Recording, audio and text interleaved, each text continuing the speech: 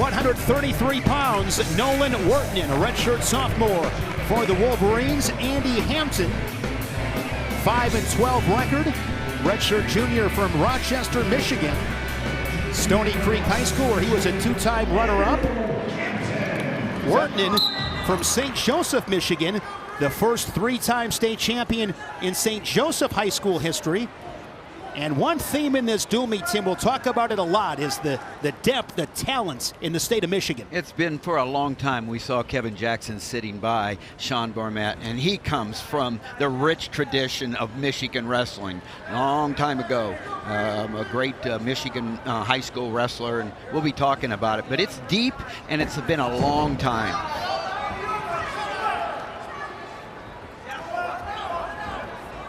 Both these guys looking for their first Big Ten dual meet win of the year, so big opportunity, Tim, for both these guys. Yeah, and Andy Hampton, you know, an opportunity to follow and his teammates win here. Andy's had, we talked about it Friday night, it was a night of almost. Well, Andy Hampton's career has been a career of almost. He's had some nice wins, but some real close losses to some ranked wrestlers, and it's just an opportunity for him to, as we talked about, be tuned up and ready for the Big Ten championships and try to get in a position to qualify for the Nationals.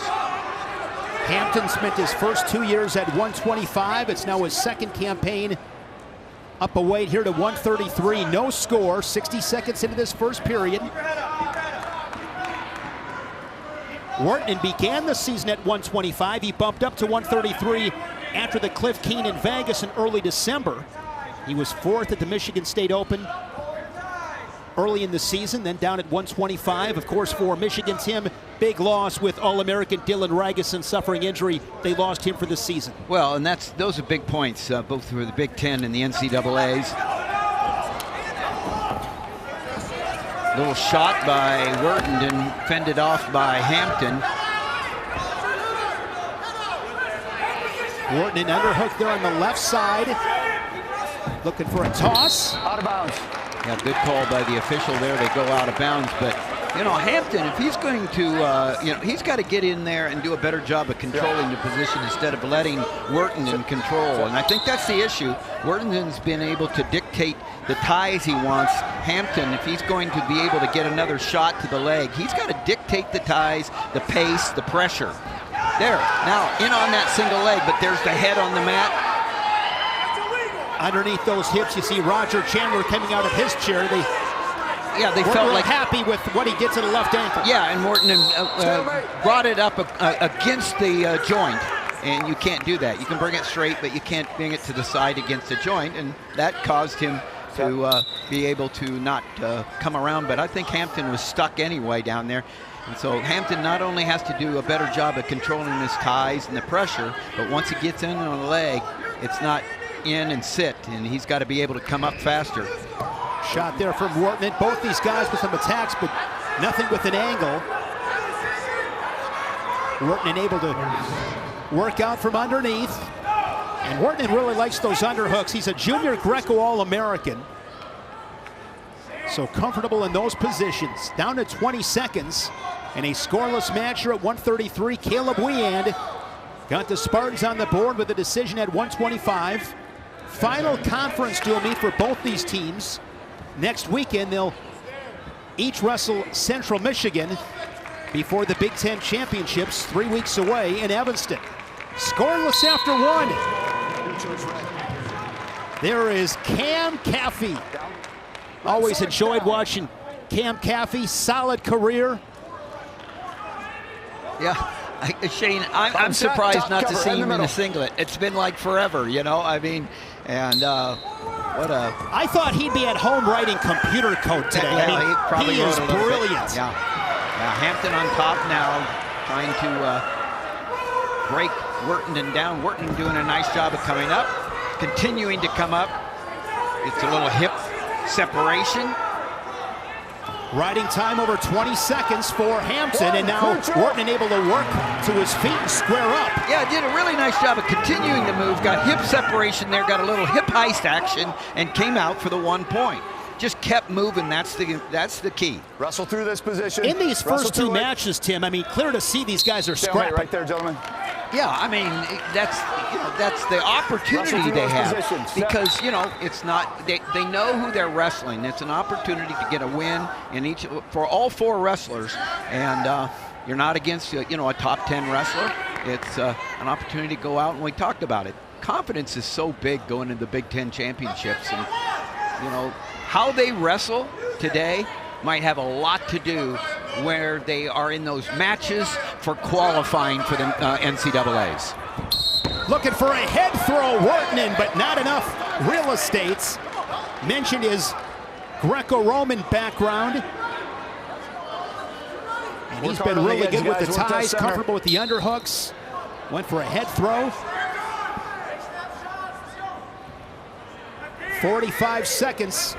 Wertanen with the escape in the second, the only score. Now he's got to keep those feet moving. Shin whizzer in by Wertanen. He wants to drag him out, but what Hampton wants to do is get behind the hamstring and then face him like he is now, kick him down. Now he's able to work up, looking to finish and take the 3-1 lead as Wertanen continues to defend. And can Wertanen beat the shoulder there, cut the corner, and get his own 3?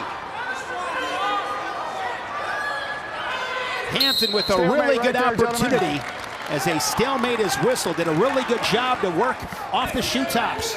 But he just didn't wrestle through the position. You got to wrestle through the position. It's not 1, 2, 3. It's 1, 2, 3 all together, and you can't tell the difference. But Wertanen did a nice job of putting himself in a position.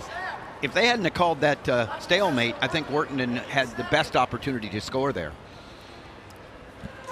So Hampton will get the choice here to begin the third. Green, Michigan State, your choice. Neutral. State Farm, State of Success, brought to you by State Farm. Like a good neighbor, State Farm is there. Michigan has won 14 consecutive dual meets against the rival Spartans. And Wertanen is able to put Hampton on his back. Hampton able to roll through.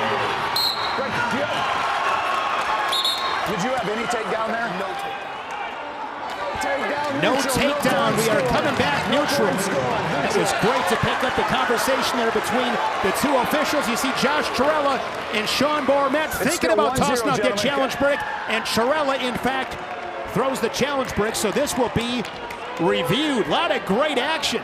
You know what I like about that is the confidence that both Chirella, he said, okay, what's my job? I think I saw it. And he's challenging the takedown, but look at the confidence that the head coach has in his assistant. I mean, he goes, okay, if you're telling me to, go ahead. Wertanen is dangerous. And as he comes down there, that's one of those where... Those 2 words, of course, in wrestling that always get people fired up, reaction time. And a situation right there. And so the bounce, we saw it the other night when D'Amelio bounced Van Ness. It's kind of the same thing. Bounce here as he continues on. Wow. I mean, that is close. I'd want it as a takedown if I was Michigan. I would too. After review, the call on the mat stands is called. There's no takedown. We're neutral. No takedown. I just always want to, rolled right through it. But well, I don't know whether he was right. planted. He was planted. He was first planted. I don't know whether he rolled right through it, but I always wanted to reward the offensive guy, And so that was close, and they call it no takedown. And I think another point worth noting is it was not ruled a takedown. So initially, points were never awarded. Here we go. I don't believe. I don't think they went on. Yeah, they did go on the board. I do remember it. And the official did, and he said, was it? And then he waved it off. And so he first awarded the 3. Yeah, right. Okay. So Jason awarded the 3. And but I'm just still surprised that Andy Hampton didn't take underneath to choose the 3rd and tie it up because he's good underneath. I've watched him, And so here he is behind, and he hasn't had the opportunity yet. Andy had 22 seconds of riding time built up. Yeah, so that was curious to me. So what that tells me is if that's going to be your option, you better have full confidence you're going to get to work on your feet. And the majority of this match has been wrestled in the neutral position with not a whole lot of scoring, obviously. Well, not on their feet. And there's been scoring by Wertanen. It's been wiped out, and it's been out of bounds. But there's been nothing like that for Hampton. So Hampton needs to dig up right now, dig in, and get himself an angle, because he has been on the legs a couple of times. But ear to ear isn't going to do it. There he is again, but nice anchoring down by the hips of Wertanen. Wertanen working and defending against Hampton's body lock, and Hampton scores the three on the edge. Keeping that left leg, the left foot inside that cylinder, taking time off the clock. Right there. Great job there from Hampton to get to the body. Underneath, looks for the trip, but he knows where he's at with his head. He uses his head as much as he does. Look at those feet. He knew where he was. Great mat savvy there. 3-1 score down to 25 seconds. Picks an ankle. Situation here, of course, you can give up one, just don't give up two. And Wertanen's dangerous from anywhere. He can turn in, turn into you and throw you. Right like that, you gotta be ready to know that it's one, not two. One. There's the escape, 3-2 score in the final seconds. And Andy Hampton is going to hang on, the redshirt junior from Rochester, Minnesota. Picks up his first Big Ten dual meet of the season. As Michigan State adds to its lead, they now lead at 6-0. Big win for Andy Hampton.